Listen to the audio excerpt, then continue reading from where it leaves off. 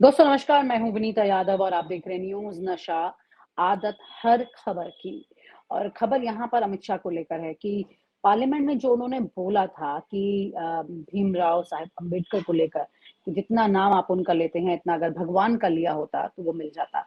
ऐसे में ये उनकी ज़बान से निकले हुए शब्द को लेकर उन्हें भी काफ़ी पछतावा हो रहा है। खबरें ऐसी आ रही हैं कि अब इसका कवर अप उन्हें नहीं मिल रहा है और इस वक़्त पिछड़े समाज से और दलित समाज के लोग जो हैं, वो काफ़ी ज़्यादा नाराज़ हैं। अब इसका कवर अप करने की कोशिशें की जा रही हैं। दिल्ली चुनाव में कहीं ऐसा ना हो कि इसकी भरपाई करनी पड़ जाए बीजेपी को। वैसे ही बीजेपी पिछले चुनाव से आप देख रहे हैं कि दिल्ली में कैसे लगातार अपनी ज़मीन तलाश रही है और इस बार किसी तरह से थोड़ा-सा वैक्यूम मिला है, वो भी सिर्फ़ एंडिंग कमेंसी के चलते। और ऐसे में इनकी इस ज़बान के शब्दों के चलते कहीं मुसीबत ना हो जाए। आपको याद होगा पिछली बार के दिल्ली के चुनाव में भी जुमला शब्द जो था उसने काफ़ी उन्हें घेर लिया था। तो क्या अमित शाह की ज़बान आजकल इस तरह से फिसलने लगी है कि वो खुद अपने पाँव पर कुल्हाड़ी मार लेते हैं? अक्सर नेता ऐसी गलतियां कर बैठते हैं जब बहुत ज्यादा लोडेड हो जाते हैं, जैसे कि नरेंद्र मोदी जी के साथ भी कुछ इस तरह की गलतियां हुई। खैर, बड़ा सवाल ये है कि अब बिहार के में भी खरमास के बाद जो मंत्रिमंडल में विस्तार करते हुए कुछ सामाजिक संतुलन बनाने की बात हो रही है, उसके पीछे भी यही वजह दिखाई दे रही है कि अब वो कोशिश कर रहे हैं ज्यादातर उन लोगों को वापस अपने साथ ला सके जो कि अमित शाह की जबान के चलते उनसे अलग थलग हो रहे हैं। समाज जो अपने आप को इनसे अलग मान रहा है कि अगर अगर ऐसा हुआ आगे कि अमित शाह आए तो फिर क्या वाक़ई में हमें जगह मिल पाएगी इस समाज में? मतलब इस समाज में जिसके मुखिया अगर अमित शाह हैं तो। आइए हमारे साथ चर्चा के लिए इस वक़्त संतोष भारती जी जुड़ रहे हैं, उन्हीं के साथ इस बात को करेंगे।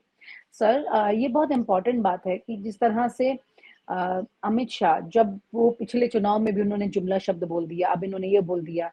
हालाँकि प्रधानमंत्री नरेंद्र मोदी जी ने बोला था मैं पिछले अभी लोकसभा चुनाव में मैं बायोलॉजिकल नहीं हूँ, अब वो कह रहे नहीं मैं मनुष्य हूँ, कोई देवता नहीं हूँ। तो ये क्या टेस्ट एंड ट्राई चलता रहता है क्या? मतलब इतनी इम्पोर्टेंट पोज़ीशन पे रहने के बाद में, इतने बड़े मैंडेट को लीड करने के बाद में, इस तरह से ज़बान फिसल सकती है क्या? और अगर फिसलती है तो क्या उसके रिpercussion मतलब उसके तमाम असर जो हैं, उसको झेलने के लिए तैयार नहीं होना चाहिए मैं? विनीता जी नमस्कार। सवाल ये है कि जो आप पूछ रही हैं, इसका असर जनता के ऊपर कितना पड़ता है? अभी तक तो इस तरह की चीज़ों का चाहे चाहे वो प्रधानमंत्री जी का बयान हो या अमित शाह जी का बयान हो या भारतीय जनता पार्टी में किसी के भी बयान हो, खुद संघ प्रमुख और भारतीय जनता पार्टी में जो युद्ध चल रहा है, जैसा कि दिख रहा है, भारतीय जनता पार्टी के लोग कह रहे हैं कि ये कोई युद्ध नहीं है, सिर्फ दिखाने के लिए, टेस्ट करने के लिए है। तो इन सबका असर उनके समर्थकों पर पड़ रहा है, ऐसा उन्हें तो नहीं लगता है।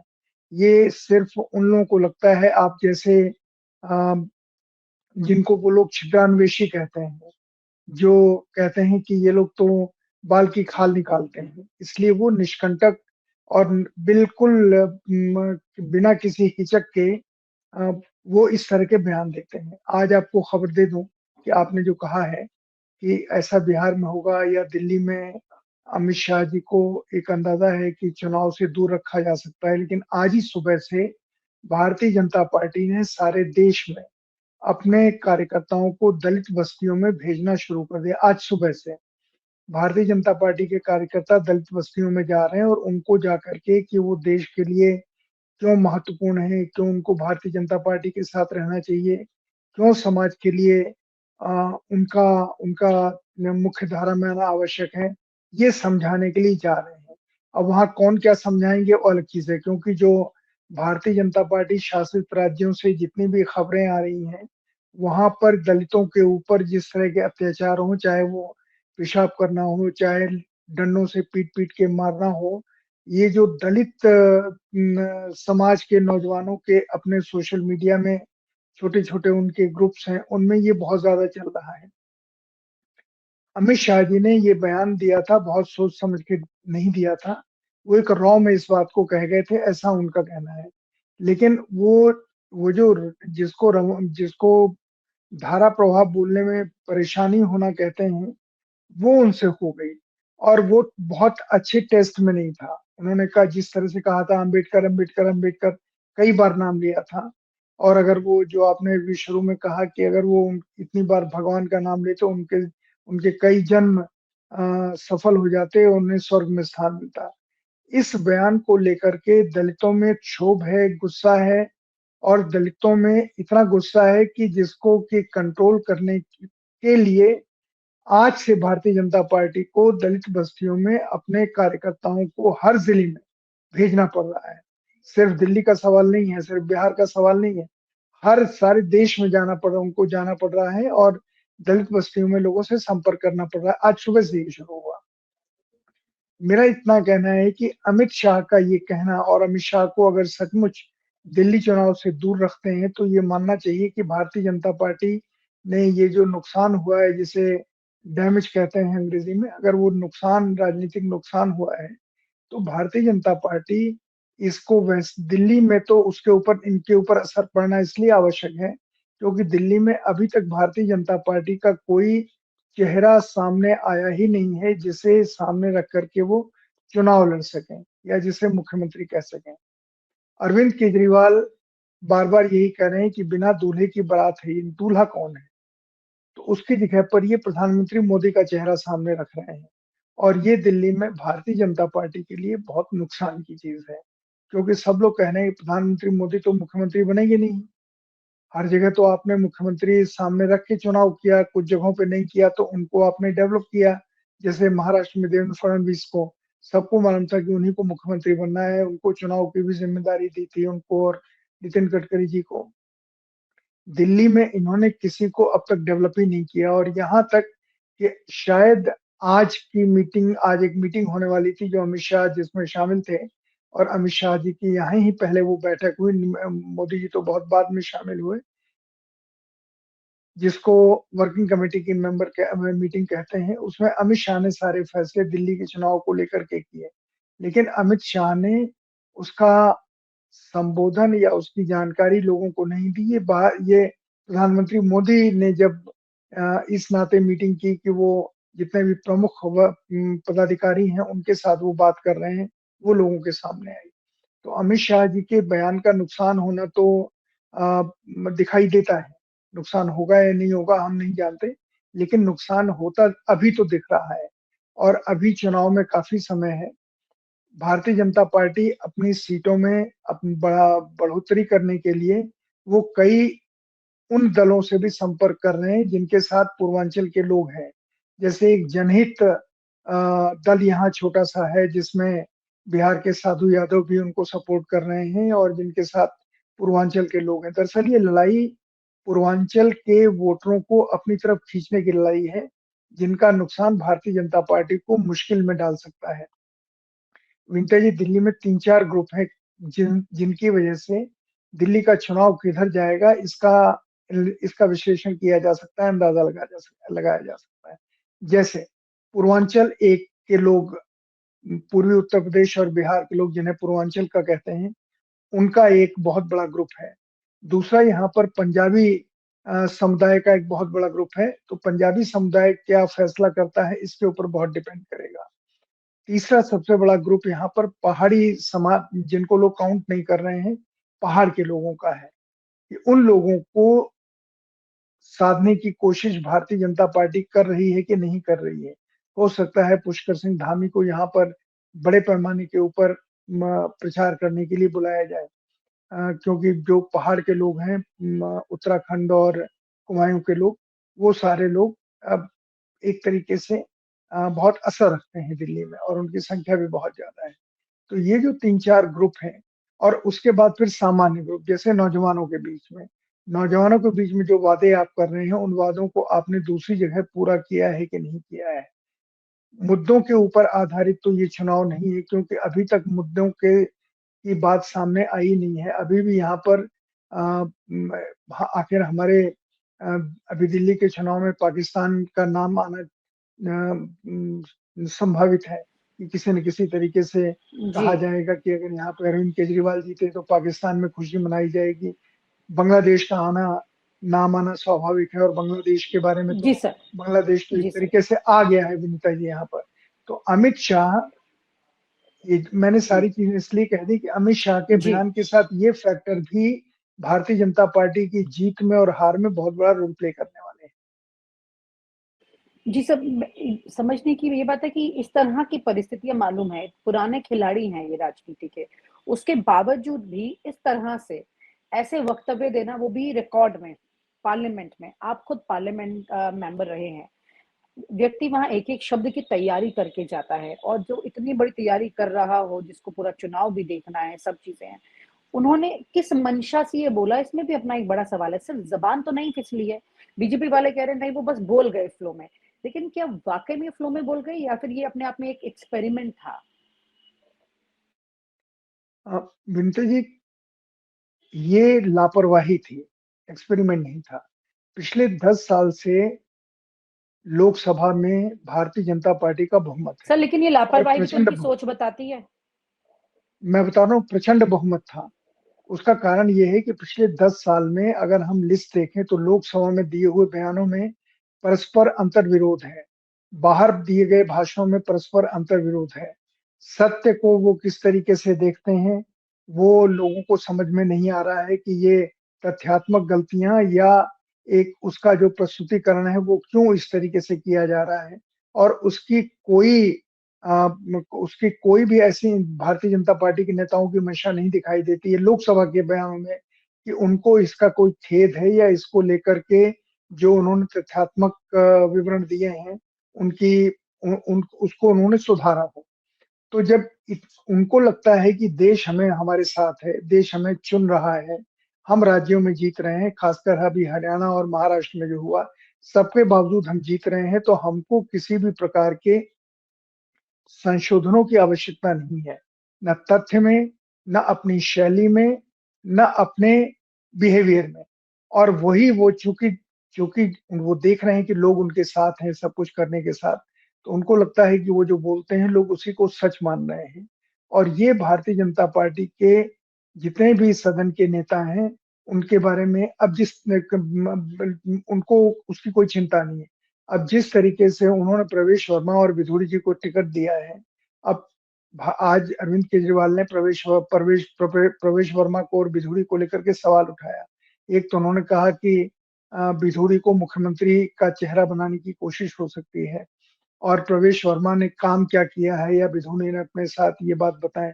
सवाल ये है कि विधुरी ने और कुछ किया हो या नहीं किया हो, मजे की चीज विधुरी ने लोकसभा में जिस तरह की रमेश भिदोड़ी ने जिस तरीके की विदुरी जी ने भाषा का इस्तेमाल किया और वो पार्लियामेंट चलती हुई पार्लियामेंट में ऑन रिकॉर्ड है और जिस तरीके से उन्होंने कांग्रेस के एक सांसद के ऊपर हमला किया और जिस भाषा में बात कही, कटुआ शब्द जैसे का इस्तेमाल किया, तो और उसके बाद लोकसभा अध्यक्ष कहते हैं कि इसकी जांच होगी। जो चीज लोकसभा में कार्रवाई के दौरान कैमरे चलते हैं संसद टीवी के, वो सारा रिकॉर्ड है। लोगों ने लाइव कार्रवाई दिखाई है, बाकी टेलीविजन चैनल में वो सबूत है। लेकिन अभी तक रमेश बिधूरी जी के ऊपर लोकसभा की किसी कमेटी ने, ना अनुशासनात्मक कमेटी न पूरी लोकसभा ने कोई कार्रवाई की ही नहीं। तो जिस लोकसभा में इतना इग्नोरेंस हो और जिसके ऊपर जनता का दबाव जिसको जनता के दबाव की कोई चिंता न हो, वो रमेश बिधूड़ी जी को उन्होंने दिल्ली के चुनाव में उतारा है।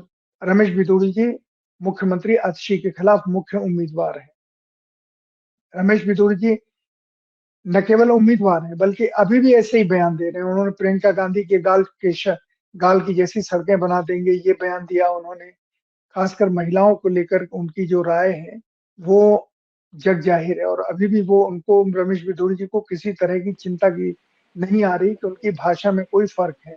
और आज तो अरविंद केजरीवाल के इस बयान से कि उन्हें मुख्यमंत्री पद का उम्मीदवार बनाया जा सकता है, वो बहुत ही शायद खुश हो रहे होंगे कि मैं जो कर रहा हूँ इसी से हमारे पक्ष में लोग आ रहे हैं।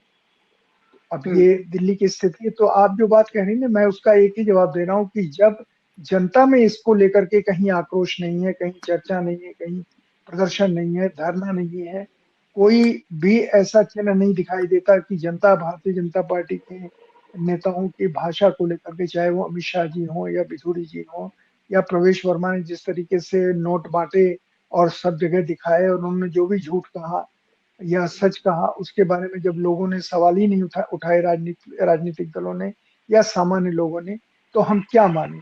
इसलिए वो निश्चिंत होकर के कर रहे हैं। जिसको आप कह रहे हैं कि बहुत सोच समझ के बोलना चाहिए, वो क्यों सोच समझ के बोले? सोच समझ के वो बोलता है जिसे नुकसान होने की संभावना दिखाई देती हो। क्यों जब नहीं भारतीय संभावना, जनता देखिए पार्टी, कितनी बड़ी संभावना है सर।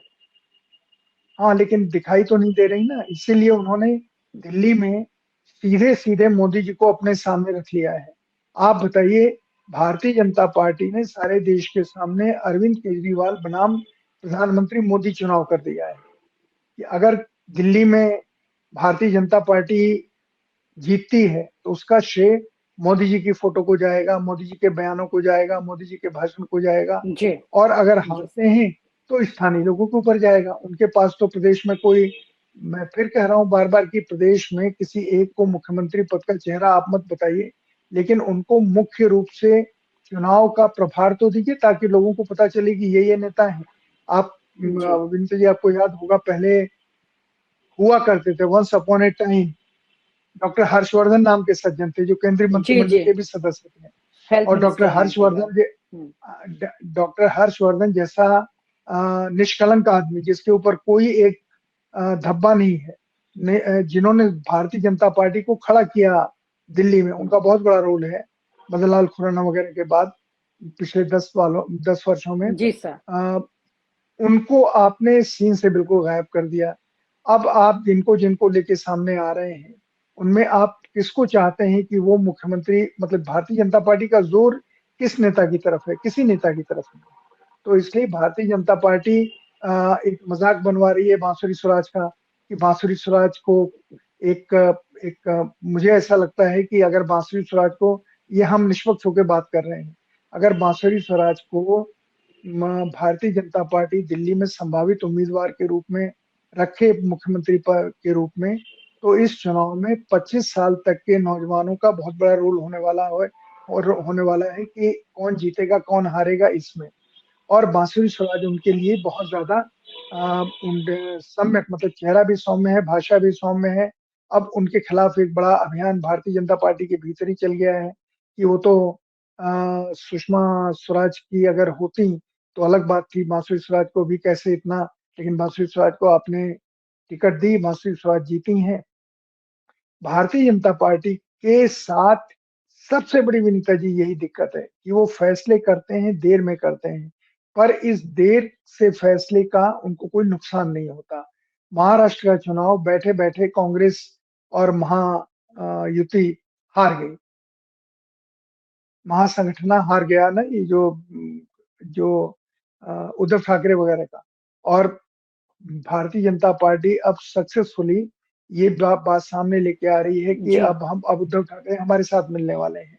और देवेंद्र फडणवीस ने जिस तरीके से वहां सत्ता संभाली है और जिस तरीके से काम कर रहे हैं और जिस तरीके से अभी उनके अंदर के अंतर्विरोध है, इसका भी कांग्रेस कोई फायदा नहीं उठा पाई।